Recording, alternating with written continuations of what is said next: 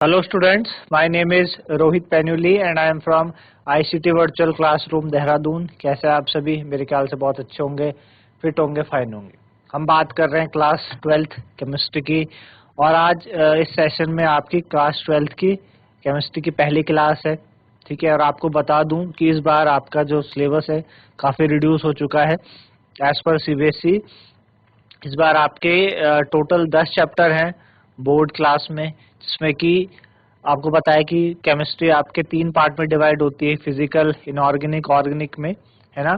तो आपके पास फिजिकल के बेसिकली 3 चैप्टर हमारे पास हैं और 2 चैप्टर इनऑर्गेनिक, ठीक है ना। ये पहली बुक में आता है आपके एनसीईआरटी। अगर आप देखें तो एनसीईआरटी की जो फर्स्ट बुक है उसमें आपके पास जो chapter second, third and fourth ये फिजिकल केमिस्ट्री के होंगे और चैप्टर 8th और 9th आपके इनऑर्गेनिक केमिस्ट्री। तो 5 चैप्टर आपके फर्स्ट बुक से और 5 चैप्टर आपके ऑर्गेनिक केमिस्ट्री के हैं, 10, 11, 12, 13 एंड 14, है ना। तो ये आपके 5 चैप्टर हैं ऑर्गेनिक केमिस्ट्री। टोटल 10 चैप्टर है और वही आपके पास जो पेपर आएगा 70 मार्क्स का आएगा, है ना, इस तरीके से। तो हम चैप्टर जो पहला चैप्टर है फिजिकल केमिस्ट्री का सॉल्यूशन, ठीक है ना, उससे स्टार्ट करेंगे जो आपकी बुक में चैप्टर नंबर 2 दिया गया है फर्स्ट बुक में, है ना। और समझेंगे क्या सॉल्यूशन के बारे में है, किस तरीके से चीजें इसके बारे में और कैसे क्वेश्चंस बोर्ड पुट अप करता है अपने एग्जामिनेशन में। तो उसी को समझने के लिए चलेंगे बच्चे स्मार्ट बोर्ड की तरफ।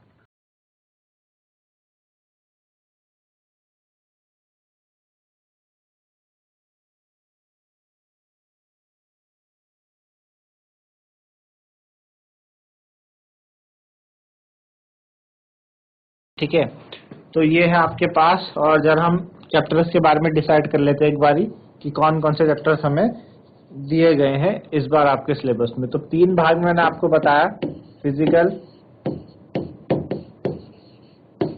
केमिस्ट्री, ठीक है। फिजिकल केमिस्ट्री आपकी फर्स्ट जो बुक फर्स्ट है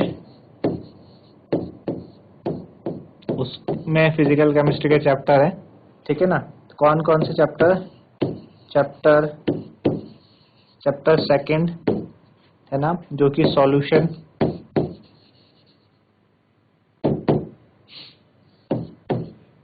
चैप्टर 3 इलेक्ट्रोकेमिस्ट्री,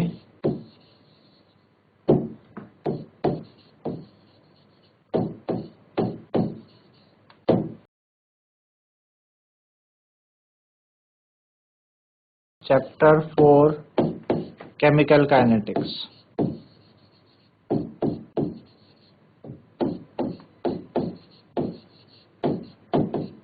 ठीक है। केमिकल काइनेटिक्स ये चैप्टर 4 है आपके पास, ठीक है ना, चैप्टर 4 केमिकल काइनेटिक्स। और आपको बता दें कि इनका जो मार्क्स डिस्ट्रीब्यूशन दिया गया है वो भी आपको बता दें कि कौन सा चैप्टर कितने मार्क्स का है। तो जो चैप्टर आपके पास, जो चैप्टर सेकंड है वो 7 मार्क्स का है, चैप्टर थर्ड 9 मार्क्स का है और चैप्टर 4 आपका 7 मार्क्स का है, ठीक है, ठीक है ना। चलिए, तो टोटल अगर हम बात करें फिजिकल केमिस्ट्री की, तो फिजिकल केमिस्ट्री आपके पास कितने नंबर की हुई? 7, 14, 14, 9, 23, है ना। तो 23 मार्क्स के आपके पास फिजिकल केमिस्ट्री इस बार बोर्ड में आएगी, ठीक है। चलिए आगे बढ़े और इनऑर्गेनिक केमिस्ट्री को अगर हम देखें,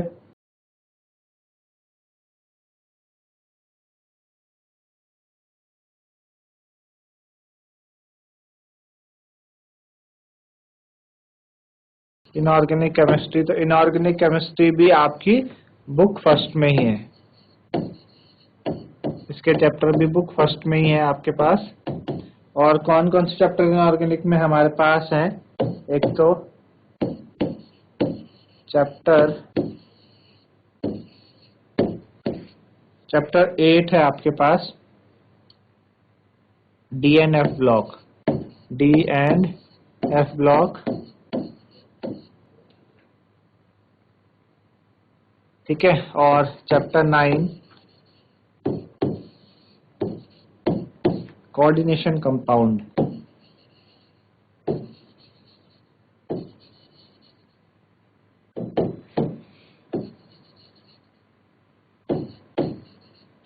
ठीक है।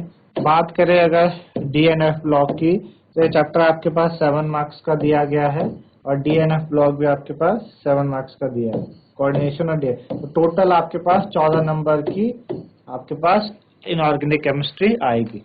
ठीक है, एक चैप्टर 8 और 9। तो पहली बुक से आपने देखा, दोनों पहली बुक में है 3 चैप्टर फिजिकल के और 2 चैप्टर इनऑर्गेनिक के, टोटल 5 चैप्टर। बात करें ऑर्गेनिक केमिस्ट्री की,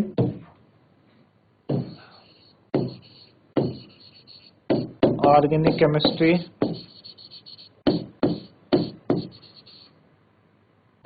तो अगर ऑर्गेनिक केमिस्ट्री की बात करें तो ऑर्गेनिक केमिस्ट्री में हमारे पास एक है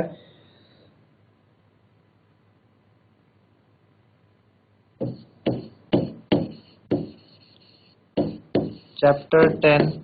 ये आपके पास बुक सेकंड में है ऑर्गेनिक केमिस्ट्री के जितने भी चैप्टर है। चैप्टर 10 है आपके पास haloalkane haloarene, haloalkane and haloarene. ठीक है, then chapter 11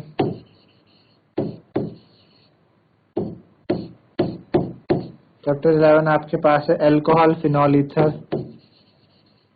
alcohol phenol ether.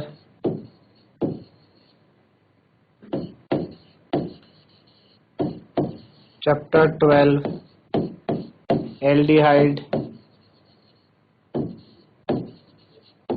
Ketone carboxylic acid.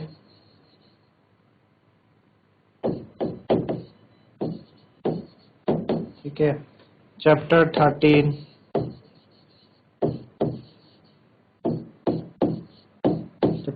आपके पास अमीन्स और चैप्टर 14 बायोमोलिक्यूल्स।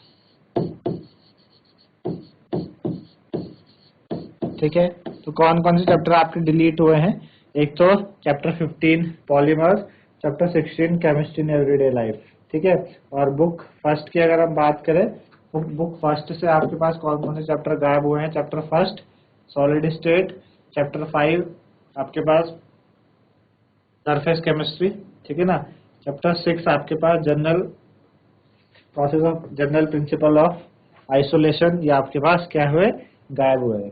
ठीक है, चलिए ये बात करें अगर मार्क्स डिस्ट्रीब्यूशन की हम बात करें तो मार्क्स डिस्ट्रीब्यूशन में आपके पास जो चैप्टर 4 है ना, chapter sorry halo alkane hello arene 6 marks का है। अच्छा, एल्डिहाइड अल्कोहल फिनॉल ईथर ये भी 6 मार्क्स का है। Aldehyde ketone carboxylic acid 8 marks. Amines आपके पास है 6 मार्क्स का। बायोमोलिक्यूल्स आपके पास 7 मार्क्स का। ठीक है ना, halo alkane 6, alcohol 6, aldehyde ketone 8, amines 6 और biomolecules is also of 7 marks. है ना, टोटल अगर आप ऐड करें इसको 6 3 18। ठीक है ना, 18 और 8 कितने हुए? 18 8 26, 26 और 7 आपके पास 33 है ना। तो टोटल कितने हो गए आपके पास? 33। तो 33 मार्क्स के आपके पास क्या है? Organic chemistry. हमेशा ऑर्गेनिक केमिस्ट्री का जो वेटेज है वो ज्यादा रहता है ना, क्योंकि उसका आप देखेंगे कि एनसीईआरटी जो बुक सेकंड है पूरी ऑर्गेनिक केमिस्ट्री से भरी, यानी पूरी बुक एनसीईआरटी की जो सेकंड बुक है ऑर्गेनिक केमिस्ट्री के चैप्टर उसके पास है ना। तो इस तरीके से हमें चीजें करनी है। तो मेरे ख्याल से आप लोगों को बातें समझ में आ रही होंगी। ठीक है,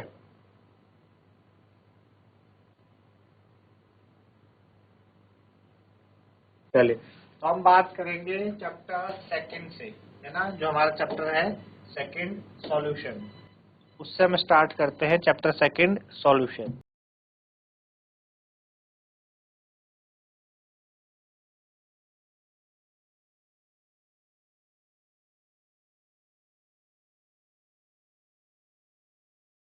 चैप्टर 2 सॉल्यूशंस, है ना। तो चैप्टर 2 सॉल्यूशंस की बात करें तो सॉल्यूशन एक्चुअल में होता क्या है पहले समझते हैं। सॉल्यूशन एक्चुअल में है क्या कि आपने दो चीजें ली और दोनों को क्या कर दिया? मिक्स कर दिया। दो चीजें आपस में मिक्स होने के बाद जब उनकी प्रॉपर्टीज, वो जो इंडिविजुअल प्रॉपर्टीज से क्या हो, डिफरेंट हो, तो उसे हम सॉल्यूशन कहते हैं, है ना। जैसे कि आपने क्या करा, आपने जो चीनी है, चीनी को पानी में आपने डिसॉल्व किया, तो चीनी पानी में पूरी तरीके से क्या हो जाती है, डिसॉल्व हो जाती है। आप उसे किसी फिजिकल मेथड द्वारा सेपरेट नहीं कर सकते, उसे हम क्या कहते हैं बच्चों, क्या कहते हैं, सॉल्यूशन कहते हैं। तो बेसिकली सॉल्यूशन क्या है, सॉल्यूशन एक आपके पास क्या है, होमोजेनियस मिक्सचर होता है। Homogeneous mixture of two or more substance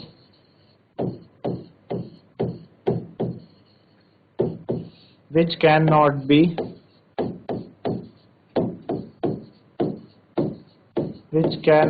separated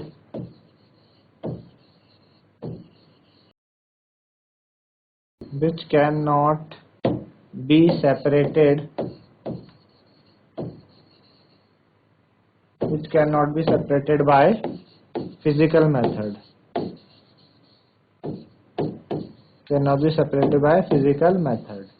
ठीक है, आई बात समझ में। तो ऐसे मिक्सचर जिनको आप किसी फिजिकल मेथड द्वारा सेपरेट ना कर पाए, है ना, वो क्या हो गया आपके पास सॉल्यूशन। जैसे कि आपने क्या करा, शुगर को डिसॉल्व किया वाटर में, तो शुगर को वाटर में डिसॉल्व करने के बाद क्या बना, शुगर सॉल्यूशन बना। शुगर सॉल्यूशन आपके पास तैयार हो गया। क्या इस शुगर सॉल्यूशन को आप अलग कर सकते हो, मतलब शुगर सॉल्यूशन से शुगर और पानी को आप अलग कर सकते हो किसी फिजिकल मेथड द्वारा? तो नहीं कर सकते, फिजिकल मेथड द्वारा हम नहीं कर सकते। हाँ, इवेपोरेशन कोई किसी दूसरे मेथड के द्वारा हम कर सकते हैं, लेकिन फिजिकल मेथड द्वारा हम नहीं कर सकते, है ना। आपने नमक घोला पानी में, है ना, उसके बाद आप क्या कर दो, उसको बॉईल करो, तो इवेपोरेट होके सारा पानी ऊपर इवेपोरेट हो जाएगा, नीचे आपके पास नमक बच जाएगा। इस तरीके से आप सेपरेट कर सकते, लेकिन किसी फिजिकल मेथड द्वारा आप उसको अलग नहीं। फिजिकल मेथड समझते हैं ना, फिजिकल मेथड जिसमें आप फिजिकल मेथड जिसमें कि किसी सब्सटेंस की फिजिकल प्रॉपर्टी आपकी चेंज होती है, उसे हम फिजिकल मेथड कहते हैं, है ना। जैसे आपका जब देखते हैं कि जैसे अनाज में, चावल में कंकड़ पड़े हैं, तो उस कंकड़ को आप कैसे अलग करते हो, हाथ द्वारा अलग करते हो, तो ये एक तरीके का फिजिकल मेथड है ना, फॉर एग्जांपल।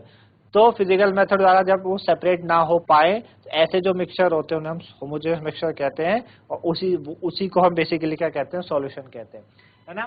इस चैप्टर में हम बात करेंगे इसकी बाइनरी सॉल्यूशन की, है ना। इस चैप्टर में हम बाइनरी सॉल्यूशन, हमने होमोजेनियस मिक्सचर पढ़ा कि होमोजेनियस मिक्सचर है क्या, जिसमें दो या दो से ज्यादा चीजें आपस में मिक्स होती हैं, उसको हम क्या कहते हैं, सॉल्यूशन कहते हैं। लेकिन हम इस चैप्टर में हम बात करेंगे बाइनरी सॉल्यूशन की, है ना। बाइनरी सॉल्यूशन मतलब जिसमें दो कंपोनेंट हो आपके पास, क्या हो, जिसके पास दो कंपोनेंट हो, तो ऐसे जो सॉल्यूशंस होते हैं उन्हें हम बाइनरी सॉल्यूशन कहते हैं, दो कंपोनेंट। अब दो कंपोनेंट इसमें कौन कौन से होते हैं बच्चों, एक होगा सॉल्यूट, ठीक है, और एक होगा सॉल्वेंट, ठीक है। तो सॉल्यूट और सॉल्वेंट से ही आपके पास क्या होता है, मिक्सचर सॉल्यूशन तैयार होता है ना। ये जो सॉल्यूशन तैयार होता है सॉल्यूट और सॉल्वेंट से ही तैयार होता है। कैसे पता चलेगा किसी मिक्सचर, किसी सॉल्यूशन में कौन सॉल्वेंट है, कौन सॉल्यूट है? तो उसके लिए आपको एक चीज नोटिस करनी है कि जो क्वांटिटी लेसर अमाउंट में मौजूद हो, जो क्वांटिटी लेसर अमाउंट में मौजूद हो, कम हो, वो सॉल्यूट कहलाएगा, और जो क्वांटिटी क्या हो आपके पास लार्ज अमाउंट में मौजूद हो, है ना, जो लार्ज अमाउंट में मौजूद हो वो सॉल्वेंट कहलाएगा, है ना।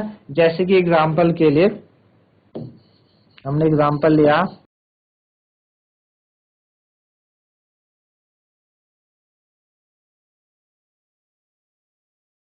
%70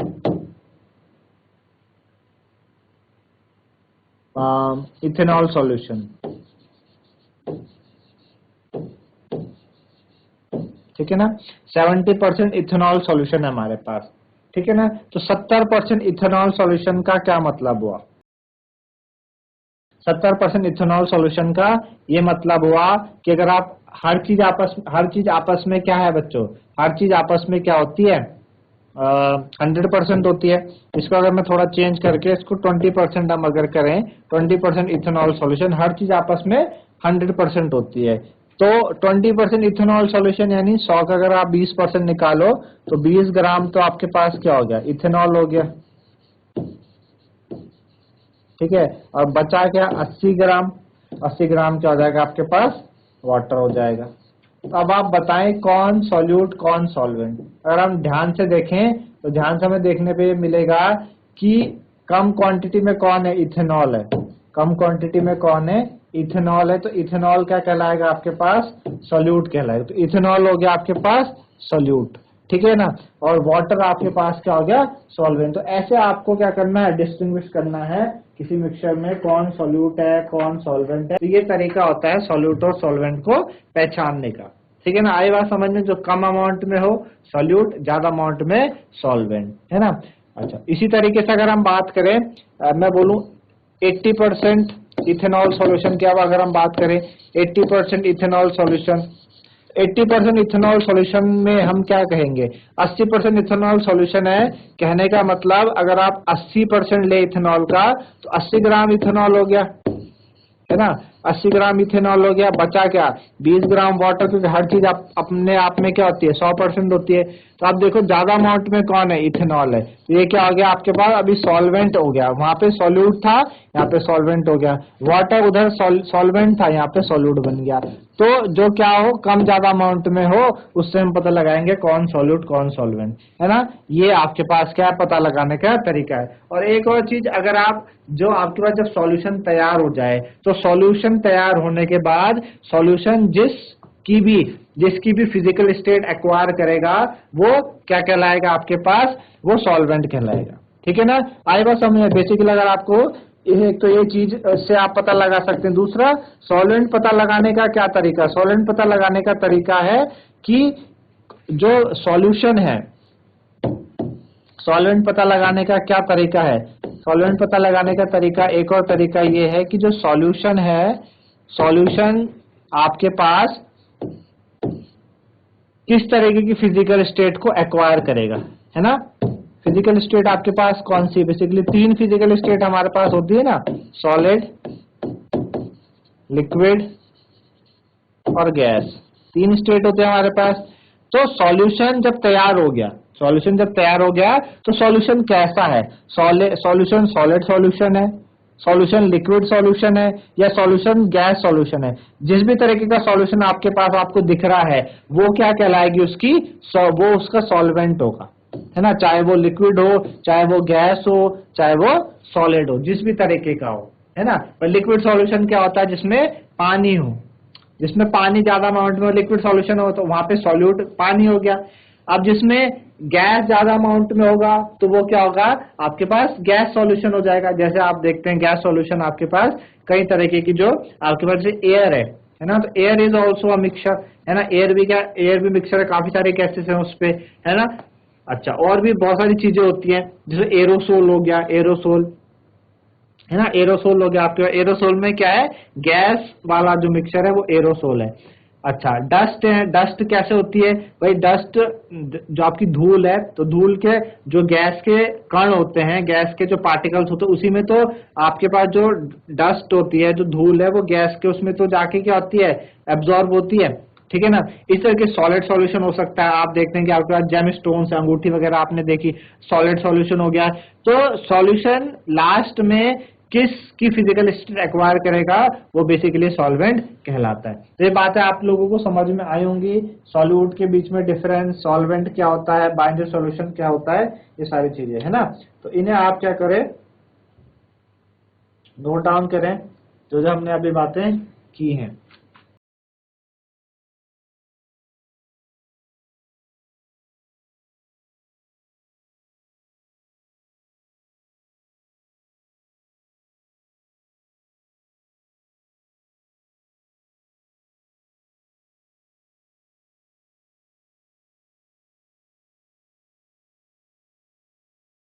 चलिए, तो इतना समझ आया होगा आपको सॉल्यूशन के बारे में। बेसिकली सॉल्यूशन क्या होता है, बाइनरी सॉल्यूशन क्या होते हैं, सॉल्यूट सॉल्वेंट क्या होता है, तो किस तरीके से आप पहचानेंगे।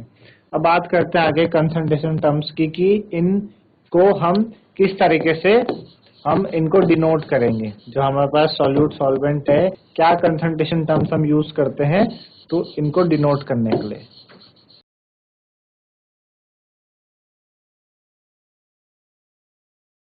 कंसंट्रेशन टर्म्स, तो अगर हम कंसंट्रेशन टर्म्स की बात करें तो कंसंट्रेशन टर्म्स आपके पास कई सारी है ना। जैसे कि पहले आपके पास क्या है, mass by mass percent, mass by mass percentage.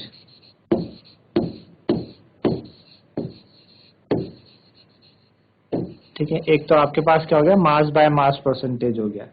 ठीक है, दूसरी आपके पास हो गया मोलैलिटी। ठीक है, एक आपके पास हो गया मोल फ्रैक्शन। क्या हो गई, मोल फ्रैक्शन।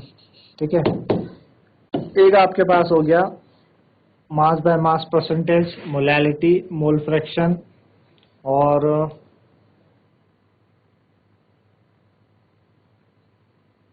ठीक है, ये आपके पास क्या है, तीन आपके पास कंसंट्रेशन टर्म्स है। तो mass by mass percentage, molality और मोल फ्रैक्शन। अगर हम सबके बारे, इन तीनों के बारे में बात करें तो तीनों की जो तीनों है, तीनों की तीनों ये क्या है बच्चों, टेम्परेचर इंडिपेंडेंट है। क्या है, टेम्परेचर इंडिपेंडेंट।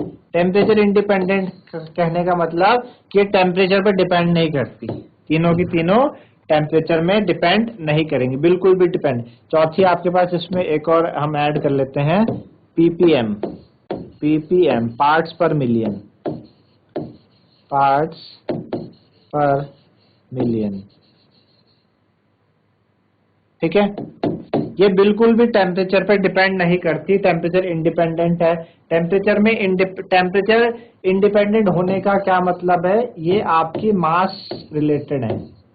मास रिलेटेड, जितनी भी मास रिलेटेड क्वांटिटीज होती हैं वो टेम्परेचर पे डिपेंड नहीं करती। मास रिलेटेड मतलब, क्योंकि जो मास है किसी बॉडी का वो तो चेंज नहीं होने वाला है ना। बात आपको पता है कि कंटेंट कितना, किसी ऑब्जेक्ट के अंदर कितना अमाउंट ऑफ मैटर अवेलेबल है, वो क्या कहलाता है, उसका मास कहलाता है। तो मास तो आप किसी भी बॉडी को, आपने फिजिक्स में पढ़ा हो, किसी बॉडी को आप पोल्स में लेके आओ, इक्वेटर पे लेके जाओ, कहीं भी लेके जाओ, उसकी मास में कोई फर्क नहीं पड़ता। तो टेम्परेचर कम ज्यादा होने से उसका जो मास है वो चेंज नहीं होगा। जब मास चेंज नहीं होगा तो ये सारी की सारी जो है मास रिलेटेड है, इस वजह से ये टेम्परेचर इंडिपेंडेंट है, टेम्परेचर का इनमें कोई भी फर्क नहीं पड़ता। ठीक है ना। तो बेसिकली हमने देखा कि ये क्या हो गया आपके पास, कंसंट्रेशन टर्म्स। ठीक है ना। और दूसरी कंसंट्रेशन टर्म्स की बात करें हम, फिफ्थ हमारे पास है एक mass by volume percent, mass by volume percentage. ठीक है, एक हमारे पास है volume by volume percentage, volume by volume percentage.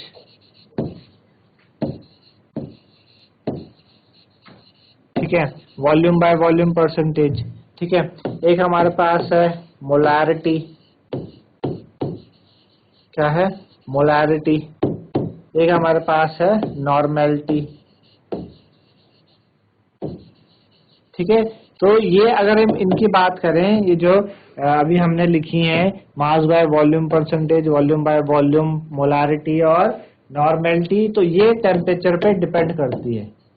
Temperature dependence है इनके पास, है ना। ये टेम्परेचर को कम ज्यादा करने पे डिपेंड करेंगी। टेम्परेचर कम ज्यादा करने से इन पे फर्क पड़ेगा। फर्क क्यों पड़ेगा, क्योंकि ये वॉल्यूम बेस्ड है। ये क्या है, सारी सारी वॉल्यूम बेस्ड है।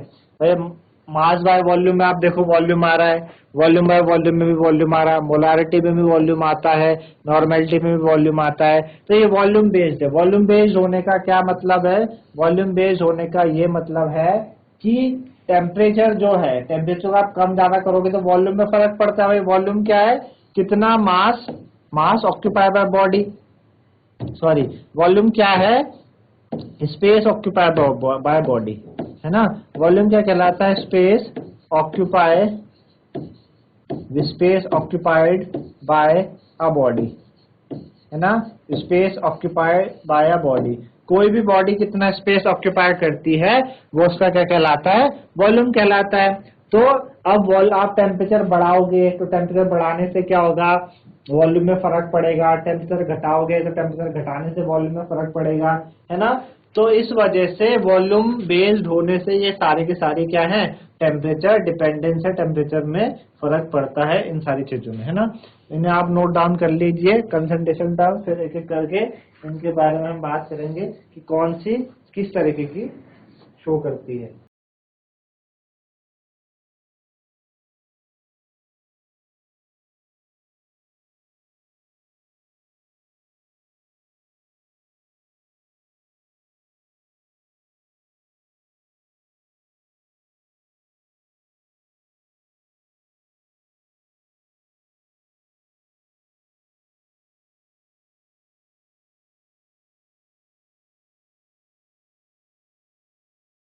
तो इस तरीके से बच्चों आज हमने बात करी इंट्रोडक्शन चैप्टर के बारे में, समझा कि क्या क्या हमें चैप्टर में दिया गया है और क्या आपके पास पूरे सिलेबस में इस बार आपको पढ़ना है ना। तो मेरे ख्याल से आप लोगों को चीजें समझ में आ रही होंगी। तो आज के लिए इतना ही था, धन्यवाद, हैव अ नाइस डे।